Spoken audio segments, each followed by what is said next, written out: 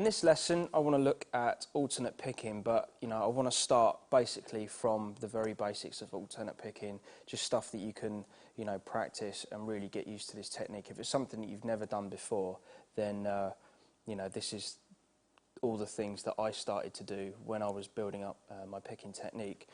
Now, a lot of stuff might seem, pretty simple and a bit layman and it's a bit boring and all that kind of stuff. Well, the trouble is with practice, it kind of is, which is, the reason why a lot of people just jump in at the deep end with really difficult stuff and then, find themselves having problems later on because they haven't, maybe struggled with the basics. But, we're just going to start with, like, one string stuff, basically.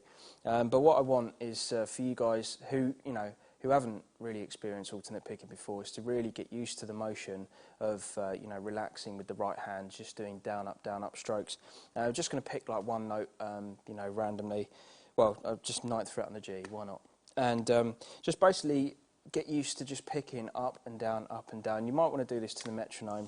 But basically, what I don't really want to do is just kind of like pick it as fast as possible, doing like tremolo picking, because that isn't the same technique. When it comes to adding in more notes and stuff like that, you actually still need to keep it fairly controlled. So basically playing one note, just getting used to doing up, down strokes or down, up strokes even.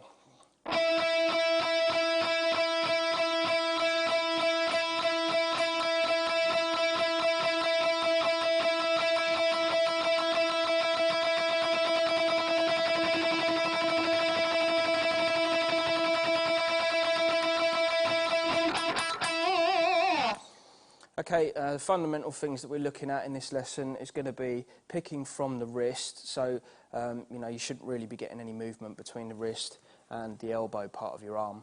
And trying to keep it nice and relaxed. And also, if it helps as well, is to take your pick and angle it forward slightly into the string. So basically, it's kind of going off the string like that rather than kind of picking through it, because it gives it more resistance otherwise.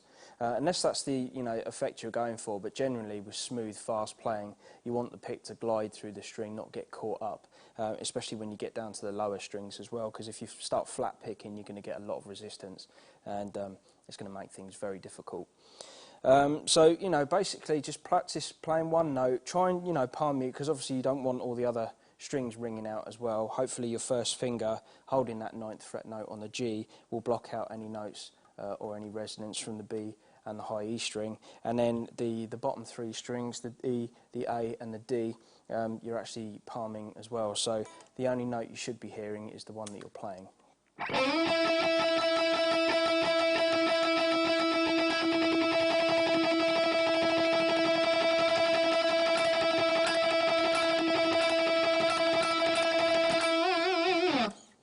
Okay, so once you've kind of mastered that, and to be honest, it won't take you too long to get used to that, but you have to focus on all those things that I did tell you, rather than just kind of going at it hammer and tongs and then going, yep, done that, move on to the next thing, because there really is a lot to be said for keeping that, nice and controlled and smooth and even. Because, then what you're going to do is you're going to start to add in other notes, and, you don't want to be doing this kind of thing.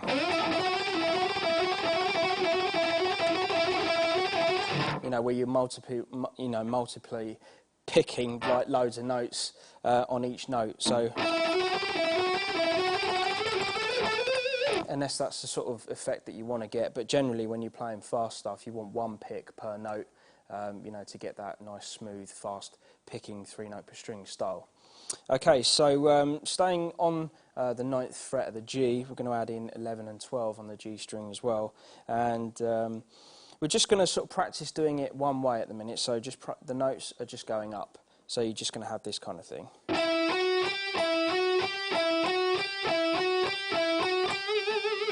Now you can practice this with your left hand either way. You can use your third and fourth finger, so you play first, third and fourth, which, most people would have you believe that is, the best way to do it. But in my opinion, you should just kind of do what you want, really, because, I've got quite a good stretch between my first and second finger. I choose to do it with the three strongest fingers on my left hand. My little finger comes into play when I absolutely have to use it. which is more than people think. But in this case, I'm just going to use the first 3 fingers. And yeah, so alternate picking, starting with the downstroke, 9, 11, 12, and then just keep repeating that over and over. Again, the aim really here isn't to get like the fastest possible speed yet, it's to get you used to alternate picking and you know, keeping all the notes nice and clean and nice and even. So you should just end up with something like this.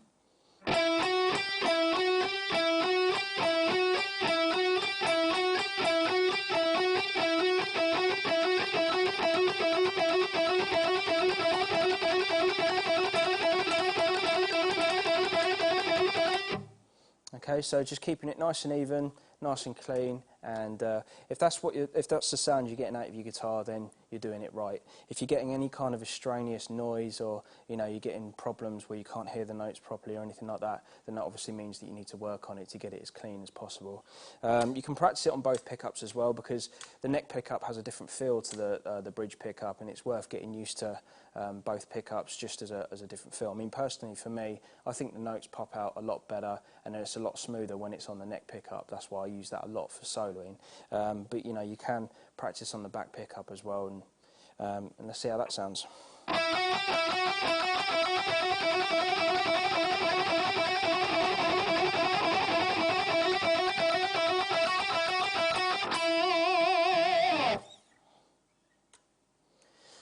Okay, so we've done picking, getting used to the one note on the G string. Then we've added in 3 notes, or an extra 2 notes to the first note, so 3 notes in total.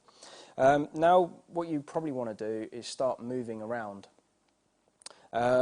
So you know, there's you know, plenty of different exercises that you can do, but I mean, I don't want to kind of take you too far in this first lesson with alternate picking. But you know, if we can just kind of move either side of where I am and kind of come up with like a nice neoclassical style pattern, which is this kind of thing. So in that position that we were doing, I just want to look at this pattern.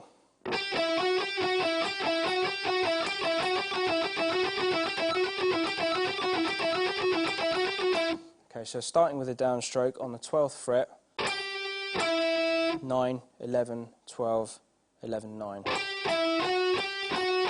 Okay, so that's the pattern.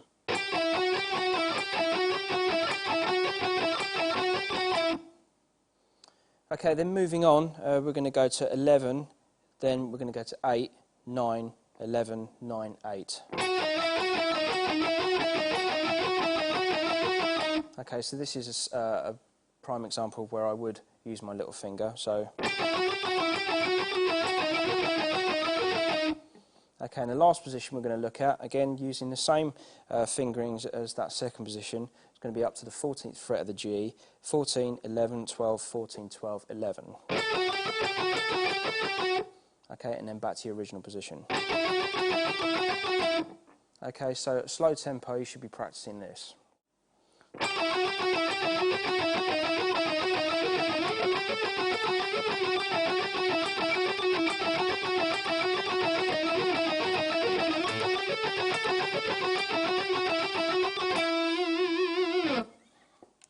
Okay, so you know, that's definitely you know, starting to sync up your left hand and your right hand with alternate picking, and again, try and keep that as clean as possible with just those notes that you're playing ringing out.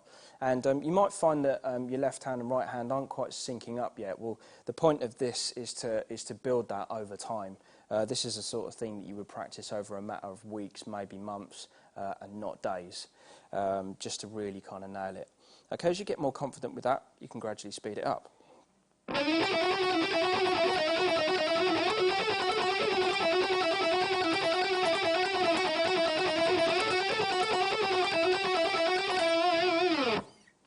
And you know, once you get really used to doing that, then you can try and play it as fast as possible, but preferably to a drum machine or a metronome, so you can keep track of your progress and how fast you're getting.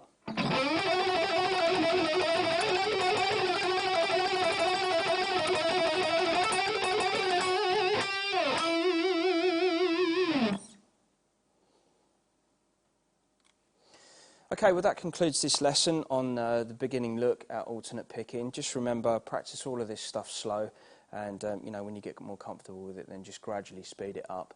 And like I said, just practice to a metronome or a drum machine, and that way you can really track your progress through, getting faster.